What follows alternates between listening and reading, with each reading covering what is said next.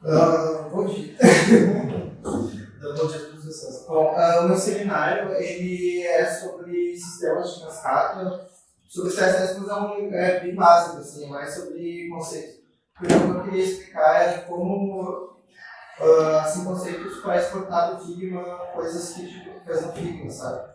Então, por exemplo, que é uma coisa que eu tive bastante problema. Eu trabalho em empresa de fazer assistente site, então eu acho que tipo, algumas coisas assim, básicas que eu demorei para pegar, e aí, quando eu peguei fez muito mais sentido, sabe? Que é o conceito de tu converter layers em objetos dentro de um site. Isso é que assim, eles estão no laboratório de funcionamento, talvez eles não saibam nada disso, então esses termos tu vai traduzindo assim, o que é o CSS, o que é o layer, para eles não se chocarem e não fugirem da segunda. Não, eu comecei no Smartphone lá, por causa disso. Não. Tá, primeiro, eu vou fazer assim, não precisa ser rápido, tá tranquilo até? Primeira coisa, a web, quando a web surgiu, quando a internet surgiu, a internet ela era assim um protocolo de comunicação, onde, por exemplo, tu tinha computadores que se comunicavam, mas como eles se comunicavam, tipo, o conceito de páginas, que é tu entra e aí tu sai de uma página e entra na outra, que é quem criou esse conceito de várias páginas, tipo, vários papéis. Porque se for para pensar no mundo físico, seria como se tivesse um documento, e aí tu sai desse documento e entra no outro documento. E aí todos esses documentos eles são interligados por links, né? Hoje é meio tipo básico falar isso, só que tipo, se for parar para pensar em 1990, isso é muito simples de cabeça, porque de onde é que você tirou isso na cabeça, sabe? E o negócio acabou funcionando.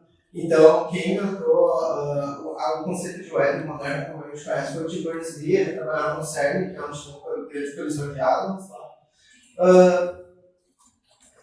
Então, ele trabalhava com física e o objetivo deles era ligar computadores dentro do CERN, porque eles tinham problemas para passar informação dos experimentos.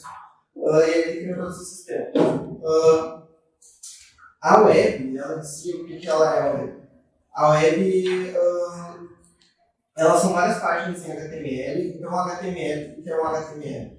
Um HTML é um documento, como se fosse um documento tipo Word, assim. Só que a diferença é que dentro dele, ele tem estruturas que tu pode usar para marcar outras páginas. Então, ele é como se fosse... O HTML em si ele é algo bem simples, assim, que nem essas páginas iniciais dos anos 90 mostram. Onde tu tem texto, e esse texto tu pode colocar links dentro deles. E ele é feito de uma forma que ele possa ser compartilhado com um protocolo e renderizado com um navegador. Então, assim, esse é o primeiro navegador que todos os outros acabaram surgindo dele, que é o Mosaic. O HTML ele funciona, tem um cliente, que é o computador da pessoa, que é o computador de todo mundo, e os servidores, que são os computadores que estão lá do outro lado. E o HTML fica nos servidores e, através do protocolo da HTTP, ele vai sendo renderizado. Os servidores eles vão mandando HTMLs, que são esses documentos, para o navegador, e o navegador vai renderizando esses documentos. O HTML, ele começou muito básico, mas a partir de 1990 ele veio vindo com várias versões e foi sendo adicionadas coisas em cima dele. E o HTML em si ele não é uma linguagem de programação, como as pessoas falam. Ele é só um documento. É uma linguagem de marcação. É uma linguagem de marcação. Eu não quis tão avançado. Ele é ótimo, só para você ver, o padrão é ótimo. Tanto o HTML quanto o CSS que a gente vai falar, eles não são linguagens, eles não podem ser compilados. Eles são como se fossem uma linguagem de documentação, um código de codificação, assim, tipo um documento do Word, um doc, um JPG, por exemplo.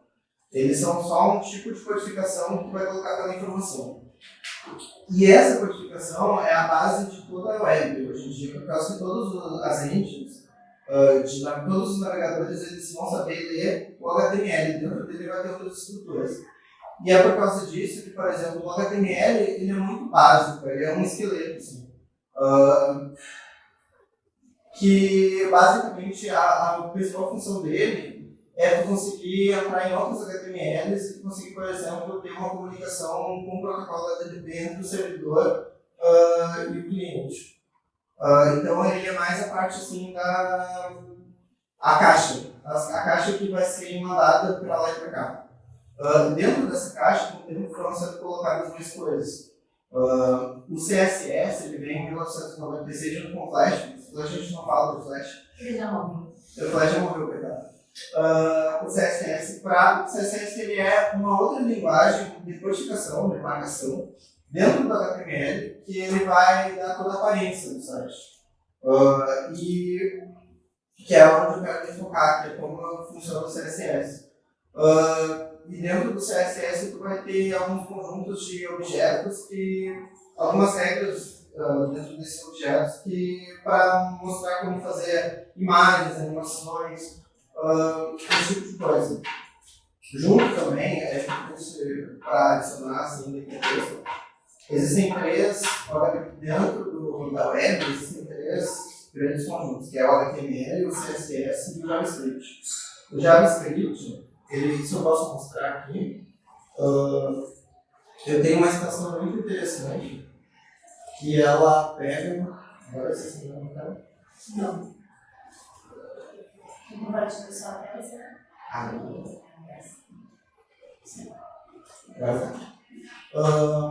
Bom, por exemplo, aqui eu tenho esse sitezinho que eu fiz conhecido pela empresa, eu vou usar para explicar as coisas que eu quero mostrar. E eu tenho essa extensão aqui que ela consegue... Se vocês quiserem, assim. É só um landing page básico assim, para mostrar como funciona o produto. E aí, por exemplo, aqui eu tenho essa extensão que eu posso ir desabilitando coisas.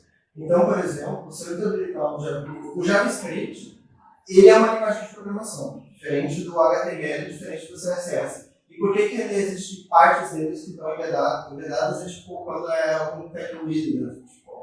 É tipo vocês pegarem um vídeo do YouTube e colocarem dentro do blog. Vocês já fizeram isso alguma vez? Isso é imitar.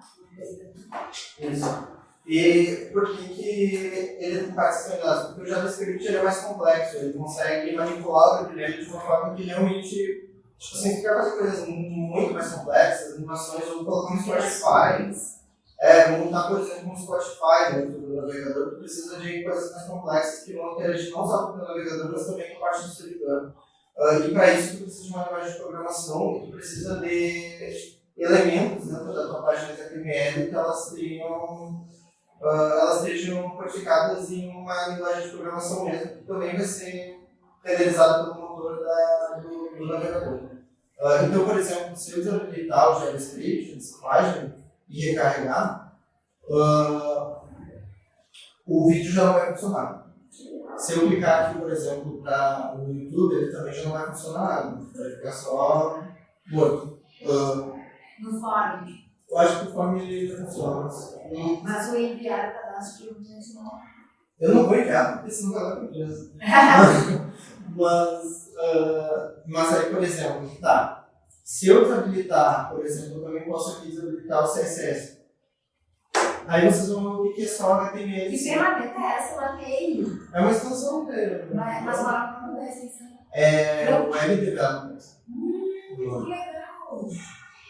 Se eu desabilitar o CSS, vocês vão ver isso aqui. Isso aqui é só o HTML em si.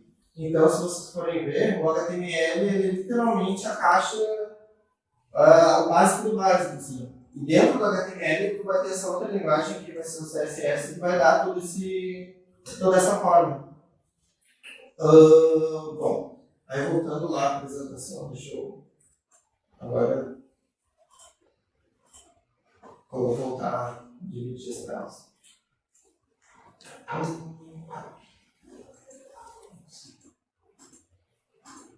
Ele demora um pouquinho, né?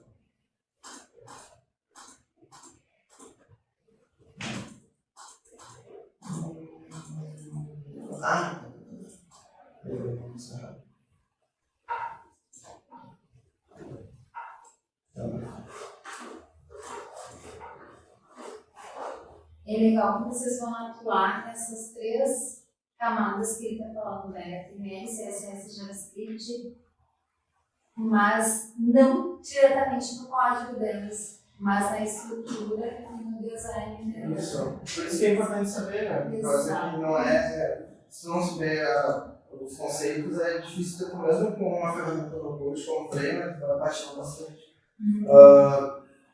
Então é isso. Até dá para entender SVG, que você deve conhecer o que é, que são arquivos de imagem vetorizados para colocar dentro do HTML. Bom, enfim, não vou falar sobre história do HTML assim. Aí, aqui é só para exemplificar bem o que é o HTML, o que é o CSS e o que é o JavaScript. E aí, isso vai ser montado numa parte que vai ser mandado pelo HTTP para o navegador. E aí o navegador pode ser o Chromium, que é quase todos os navegadores. Podem ser navegadores baseados no WebKit, que é o Chromium veio para o WebKit, que é o que foi desenvolvido pela Apple, junto com essa indústria, e depois quiseram separar. Ou o Gecko, que é o Mozilla Firefox. Que velado é tudo Mosaic também, vai ser. E o que essas linhas, esses motores, eles foram compilados numa linguagem de programação mesmo, tipo C e C++, eles são bem mais baixo nível, né? Bem mais na linguagem da máquina. Eles vão pegar esse pacote de alto nível assim, tipo, baixo nível é assembly, é binário, quanto mais perto da linguagem do computador, que é o 0 e 1, mais baixo nível. Então, quanto mais subir o nível, começa com assembly, depois vai para C++, e depois chega no alto nível, que é o que a maioria do front-end vai lidar na vida, que é HTML, CSS, e não só linguagem de programação, mas JavaScript, é alto nível. Não está nem perto de você. Então, aí por esses motores de baixo nível, que aí vão converter para algo que o computador entenda para mostrar para as pessoas. Então, são várias camadas de abstração até chegar no computador, no processador. E aí, o que eu queria mostrar sobre o CSS eu já falei que o CSS ele é o responsável por dar aparência ao site. E o CSS ele funciona como? Ele funciona num sistema de cascata mesmo. Então, que nem tu tem, por exemplo, um sistema de camadas, onde tu pode colocar camadas dentro de camadas, ou arquivos dentro. Uma hierarquia de pastas, por exemplo. Eu coloco arquivos dentro de uma pasta e essa pasta dentro de outras pastas. E aí eu crio um sistema de hierárquico. No CSS é a mesma coisa, só que no lugar de arquivos tu vai ter seletores. Os seletores, eles são qualquer coisa. Um objeto de imagem, ou um texto, um parágrafo de texto. E cada um deles vão ter os seus atributos. Então, por exemplo, ali eu tenho supondo que eu tenho um texto. Esse texto, ele vai ter um body, que é o seletor dele, que vai ter o ID, que é o identificador. E aí, por exemplo, ele vai ter os seus atributos. Então, por exemplo, a fonte, o tamanho da fonte, e aí tem uma diferença entre o que é fonte e o que é a fonte. Tipo, por exemplo, ali ele está declarando uma fonte e ali ele está declarando qual é a fonte. Eu não sei se ficou muito claro, mas tipo assim, aquilo. Tipo, a partir daqui ele tem que dizer que isso daqui se refere ao tamanho da fonte. Se ele só largar esse 9pt, eu não vai saber o que é esse 9pt. Ele tem que dizer que isso daqui é o tamanho da fonte. Então essa daqui é a declaração. Enfim, e aí agora eu posso mostrar para vocês melhor, aqui com esse exemplo desse site.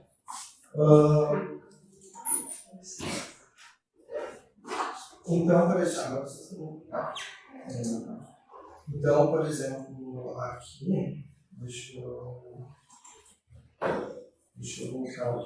colocar esse site.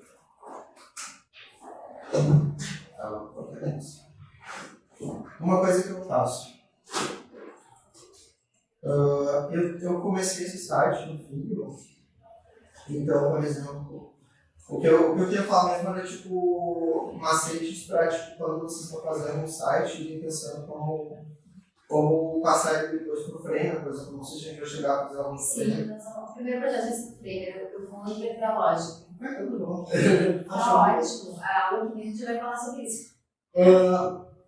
Eu, por exemplo, a gente no Photoshop, no CSS, a não ser que esteja trabalhando com outras pessoas, assim, não é isso é importante, se tornar umas pessoas, senão não quer crucificar. Nomear as camadas, organizar as camadas, para não chegar, tipo, tem 90 camadas e ninguém sabe o que está acontecendo.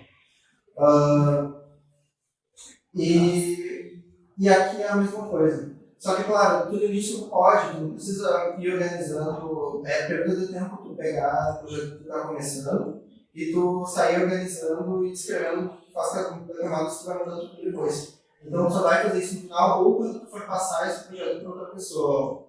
Eu acho que o único passo que tu vai começar a documentar desde o início é se tu realmente está trabalhando em tempo real com as pessoas, para não se perder, assim. E mesmo assim... No começo, tu está gerando alternativas e testando coisas. É o que a gente sempre tem essa briga no nosso projeto, porque a ideia é que seja o mais organizado possível, mas tem um momento que é ter uma colaboração, né? Então, enquanto isso é difícil organizar. Pois é, nesse caso, essa página do Figma foi o brainstorm. Então a gente estava pegando várias ideias do que poderia trazer para uma landing page. A site principal, que eu peguei um print e estava pensando como é que a gente poderia montar isso aqui. Então, foi várias discussões aqui, fazendo aqui várias versões, então, começando assim, aí depois a gente foi montando assim, até chegar aqui. E aqui, se tu for ver, tá tudo bagunçado, sabe? Não tem, é tudo grupo 1, grupo 2, grupo 3, o nome das imagens não tem nenhum sentido. Mas aí o que eu fiz? Depois eu precisava montar isso no Frame, montar isso no site mesmo. E não precisa ser no Frame, pode ser se tu souber, por exemplo, se tiver estrutura para hospedar, esse tipo de coisa, e tiver uma situação para, por exemplo, lidar com a parte mais de código pesado mesmo, do HTML, toda a parte de hospedagem, do servidor e tal. Isso daqui serve também para se tu for passar para o Visual Studio Code e tirando pedaços do código. O que dá para fazer direto no Figma? O Figma, se eu começar a pensar nessa estrutura de camadas, como uma estrutura do CSS, onde tu tem objetos e hierarquias, aqui, por exemplo, eu fiz ele, eu primeiro peguei e organizei as camadas. Então, se vocês forem ver aqui, as camadas estão um pouquinho mais organizadas. E aqui no final, eu fiz já pensando em exportação. Então aqui é como se ele tivesse, porque aqui é um exemplo. Se eu for aqui, eu não sei se vocês já tentaram fazer isso, mas se tu apertar F12, você consegue para qualquer site ver um pouco do código do site. Ver os elementos, ver o CSS de cada site. Então, esse aqui é um site bom, por causa que ele é bem basiquinho, e eu consigo, por exemplo, aqui, passando o mouse, e ele já vai me mostrando quais os elementos. E se vocês forem ver, por exemplo, esse texto aqui começa o corpo, e aqui tu tem, é só um texto. Então, ele não tem muita coisa que tu colocar. Mas se tu for ver, aqui, dentro desse seletor, ele já mostra as propriedades desse elemento aqui, desse título aqui. Então aqui ele já mostra todas, a margem, o tamanho da fonte, se vai estar em negrito, esse tipo de coisa. E a mesma coisa aqui. Então, por exemplo, eu criei uma hierarquia aqui, onde tu tem esse corpo aqui, aí depois cada uma dessas barras tem um conjunto de elementos. E esses elementos, eles têm uma hierarquia. Então, é como se isso daqui fosse uma pasta com vários arquivos. Esses arquivos são os elementos que estão aparecendo aqui. Isso aqui é outra pasta, isso aqui é outra pasta. E aí, dentro de cada um desses, então, por exemplo, tem o conteúdo do header, aqui eu vou ter todos os elementos que estão aqui. Aí aqui, os outros. E uma coisa, o que eu apontei muito, foi que existe dentro do CSS, eu acho que eu vou ler isso depois. Bom, aí vocês organizam isso aqui, mais ou menos pensando como vai ser no CSS, no Figma, em camadas, nomeando as coisas, e o que o Figma tem que é muito legal. Tu pode ir aqui no modo desenvolvedor, e tu pode organizar isso aqui para uma exportação.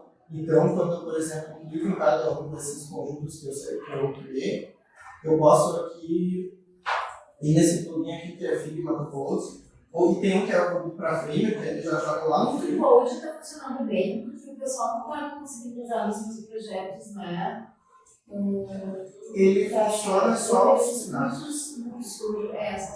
Só os pedaços. Tu tem que primeiro construir o corpo dentro do HTML, no Visual Studio Code, construir todas as separações e aí depois ir puxando os pedacinhos.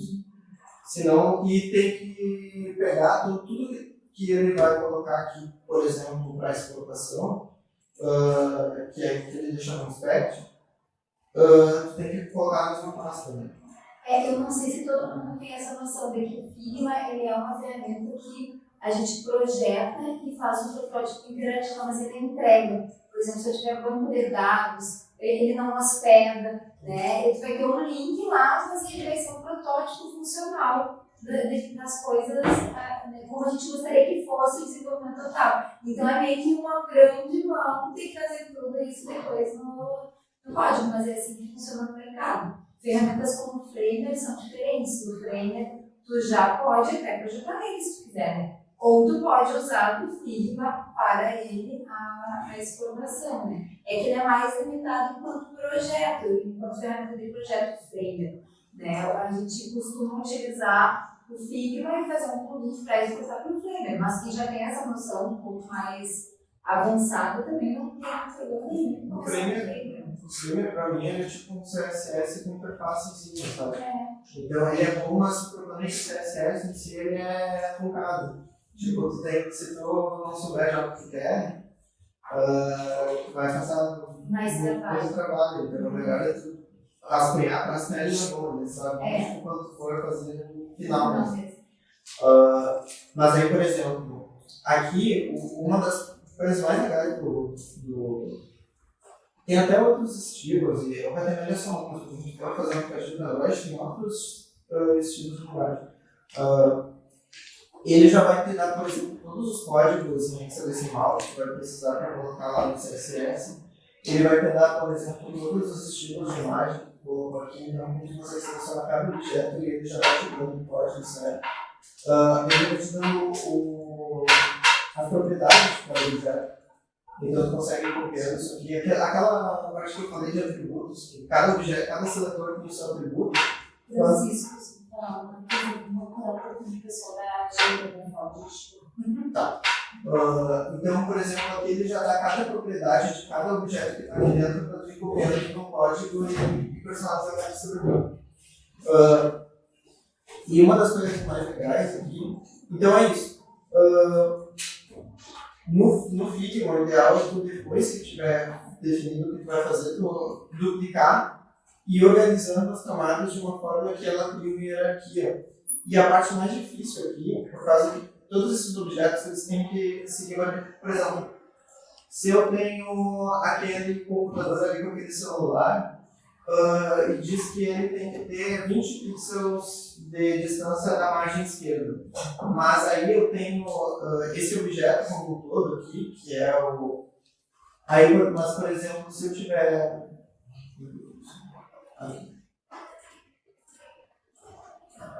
Tá. Por exemplo, eu tenho esse objeto aqui.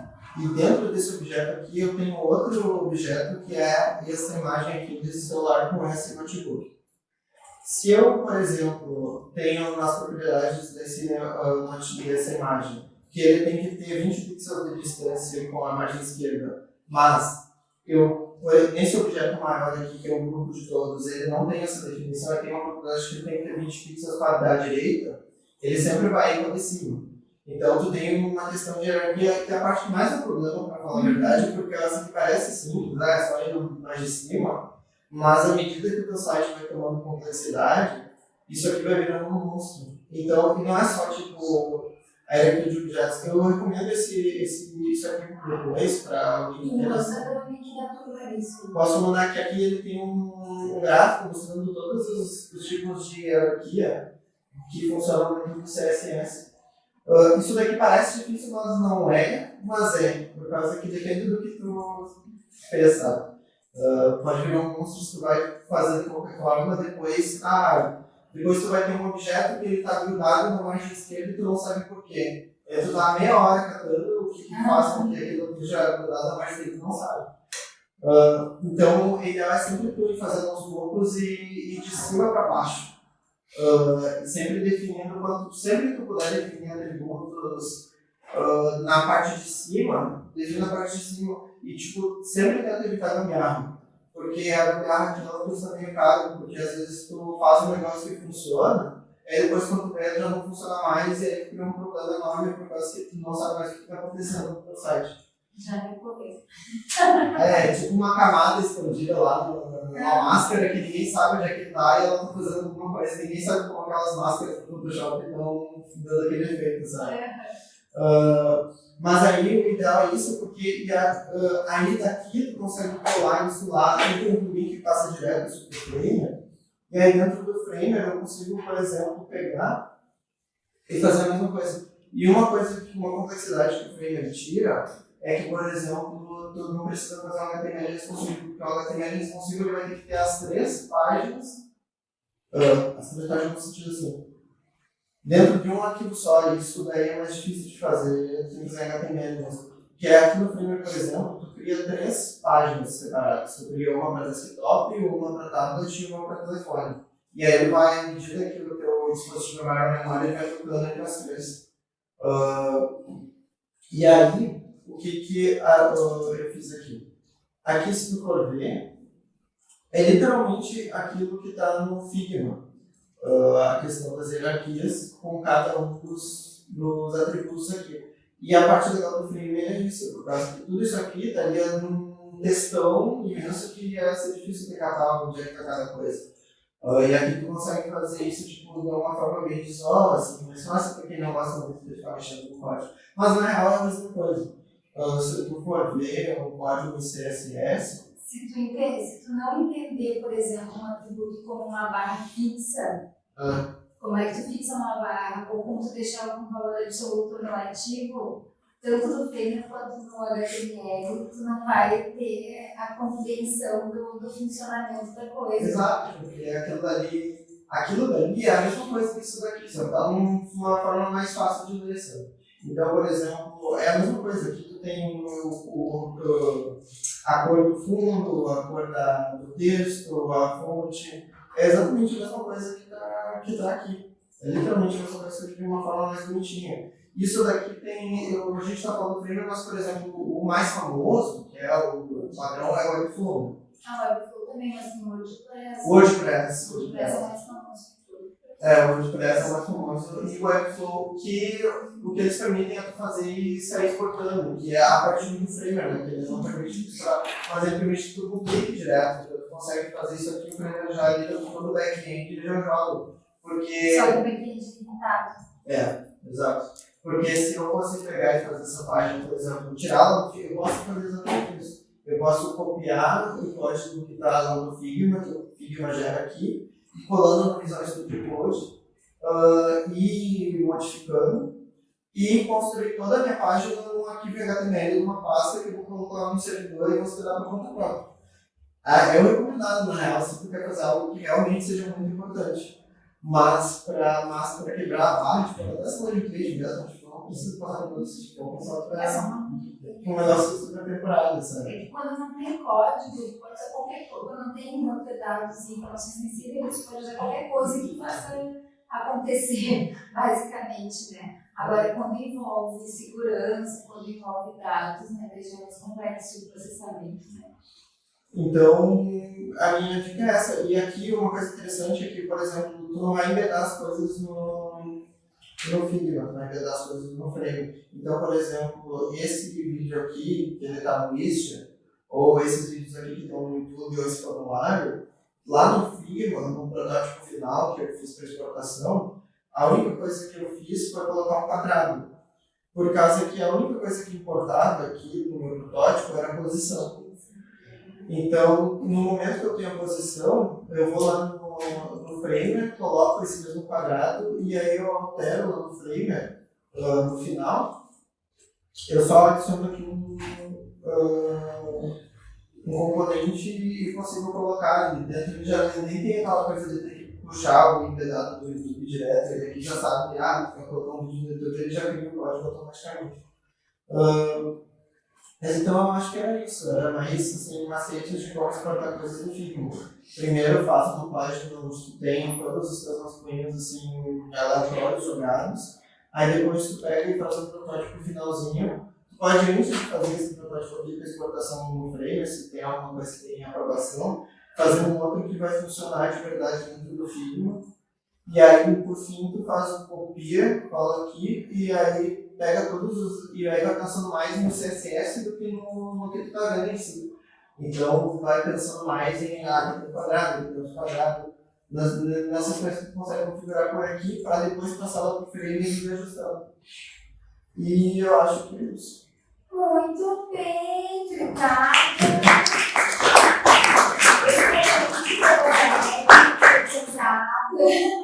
Acho que ficou bem compreensível, né? Todas as caminhos, se eu estivesse iniciando, eu gostaria de ver assim, passo a passo. Acho que foi bem bom. Não sei se para vocês ficou muito abstrato ou se está mais perto do que vocês conseguem capturar. Pode. Assim, em outras disciplinas, inclusive o Matheus, né?